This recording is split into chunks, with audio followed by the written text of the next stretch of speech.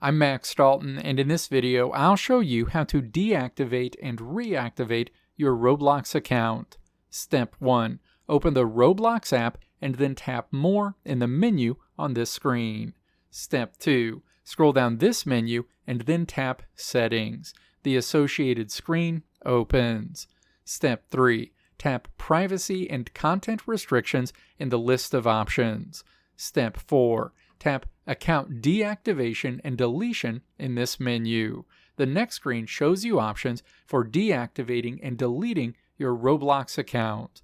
It's important to note that if you move forward with deactivating your Roblox account, that this can be reversed and reactivated, and that while your Roblox account is deactivated, your profile will be hidden and you won't be able to use Roblox. Step 5. Find Deactivate Account and then tap Deactivate next to it. A window opens asking you to confirm that you want to move forward with deactivating your Roblox account. Step 6. Tap Deactivate. If you have two-step verification enabled on your account, you'll need to input your code to move forward. If prompted, enter your verification code and then tap Verify. You'll see a note that your Roblox account has been deactivated.